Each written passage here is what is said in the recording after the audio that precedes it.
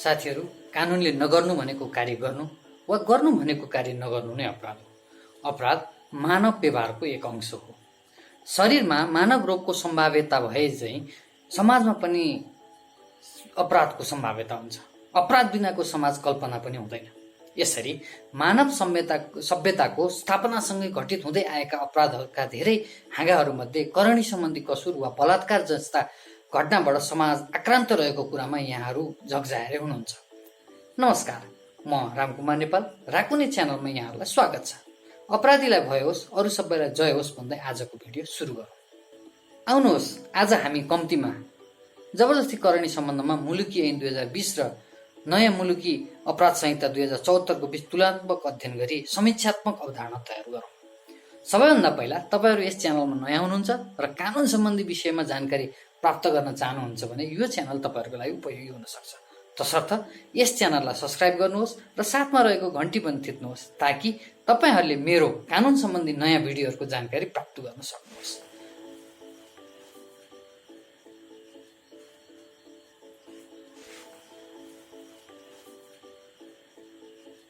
साथीहरू, अहिले देखाइएको समाचारहरू प्रतिनिधि घटनाहरू मात्र हुन्। नेपालमा केही महिना अगाडिको तथ्याङ्क अनुसार दैनिक 6वटा बलात्कारको घटना दर्ता हुने गरेका रहेछन्। लागू भएको 55 वर्षपछि नयाँ ऐनद्वारा प्रतिस्थापित हुनु अगाडि मुलुकी ऐन 2020 लाई 26 पटकसम्म संशोधन गरी समयाकुल बनाउने प्रयास पनि गरिएको थियो। परिवर्ती समाज सोचाइले गर्दा आपराधिक कार्यमा वृद्धि हुँदै गएको र अपराध कर्मी र अपराध कर्मको प्रारूप पनि विकसित एवं संवेदनशील र घोर हानिकारक हुँदै गएको कारणले कानुनमा विकासको आवश्यकता देखि 2075 भदौ 1 गतेदेखि लागू हुने गरी मुलुकी अपराध संहिता ऐन 2074 लागू गरियो। सृष्टिको अनुपम सृजना प्राणधारी जीवजन्तु हुन्। सृष्टिको निरन्तरताको लागि यौन आवश्यक तत्त्व हो, तर अप्राकृतिक रूपमा स्थापित गर्न खोजिने सम्बन्ध जबरजस्ती करणीय हो। जबरजस्ती करणीय दण्डनीय अपराध हो, जसलाई दुवै ऐनले स्वीकार गरेको थियो र छ। तर पनि मुलुकी ऐन 2020 मा भएको कमी कमजोरीलाई कम गर्न एवं आधुनिक सशक्त र समयाकुल कानुनी शासन सहितको वातावरण स्थापनार्थ मुलुकी अपराध संहिता 2074 मा जबरजस्ती करणको विषयमा केही फेरबदल गरिएको पाइन्छ। आउनुहोस् साथीहरू, मुलुकी ऐन 2020 र मुलुकी अपराध संहिता 2074 को बीचमा थोरै तुलना गरौँ। नयाँ ऐनको दफा 219 क मा कसैले जबरजस्ती करणी गर्नु हुँदैन भन्ने वाक्यांश राखी जबरजस्ती करणीलाई कानुनी रूपमै निषेध गरिएको छ, जुन पुरानो ऐनमा थिएन भने नयाँ ऐनमा जबरजस्ती करणीमा पर्ने पीडित महिलाहरूमध्ये बालिकाको उमेर 16 बाट 18 पुर्याएको छ, जसले 18 वर्षभन्दा मुनिका बालिकाहरूको मन्जुरी भए तापनि उनीहरू यौनजन्य विषयमा मानसिक रूपमा तयार भएका हुँदैनन् भन्ने मान्यता राखियो र दण्डनीय गरिएको छ। अर्को भिन्नता जबरजस्ती करणी गरेको हो कि होइन भन्ने मान्यतालाई लिएर छ। साबिकको व्यवस्थामा योनिमा लिङ्ग केही मात्र प्रवेश भएको भन्ने व्यवस्था भएकोमा हाल योनि सहित गुद्वार वा मुखमा लिङ्ग पसाएमा जबरजस्ती करणी गरेको भन्ने मान्यता राखिएको छ भने महिलाको योनिमा लिङ्ग बाहेक अन्य कुनै वस्तु प्रवेश गराएमा जबरजस्ती करणी हुने भनी परिभाषालाई व्यापक बनाइएको छ। त्यसै गरी सजाय सम्बन्धी व्यवस्थामा पनि व्यापक परिवर्तन गरिएको छ, जुन ऐनमा भएको महत्त्वपूर्ण परिवर्तन हो, जहाँ पीडितको उमेर समूह अनुसार पीडकलाई दिइने सजायको व्यवस्था परिवर्तन गरिएको छ। यदि पीडितको उमेर 10 वर्षभन्दा कम भएमा पीडकलाई दिइने सजाय 10 देखि 15 बाट बढाएर 16 देखि 20 गरिएको छ। त्यसै गरी 10 देखि 14 को पीडित भएमा पीडकलाई दिइने सजाय 8 देखि 12 बाट बढाएर 14 देखि 16 गरिएको छ। अनि 14 देखि 16 को पीडित भएमा पीडकलाई दिइने सजाय 6 देखि 10 बाट बढाएर 12 देखि 14 गरिएको छ। र नयाँ व्यवस्था अनुसार बालिकाको उमेर 18 बनाइएको हुँदा 16 वर्षदेखि 18 वर्षभन्दा कम उमेरको लागि 10 देखि 12 वर्षसम्मको कैद सजाय व्यवस्था भएको छ भने 18 भन्दा माथि साबिकमा 5 देखि 7 रहेकोमा 7 देखि 10 बनाइएको छ। नयाँ ऐनले वैवाहिक अवस्थामा कायम रहेको वा नरहेको र वैवाहिक अवस्थाकोमा भएको जबरजस्ती करणी मुलुकी ऐन 2020 भन्दा बढी परिभाषित गरिएको छ। वैवाहिक सम्बन्ध कायम रहेको अवस्थामा हुने जबरजस्ती करणीमा हुने सजाय 3 महिनादेखि 6 महिनासम्मलाई 5 वर्षसम्म सजाय हुने गरी व्यवस्था थप गरिएको छ। यदि वैवाहिक सम्बन्ध कायम नरहेको अवस्थामा भएको जबरजस्ती करणीमा अदालतले आवश्यकता अनुसार गर्न सक्ने आदेशहरूको व्यवस्थाहरू भएका छन्।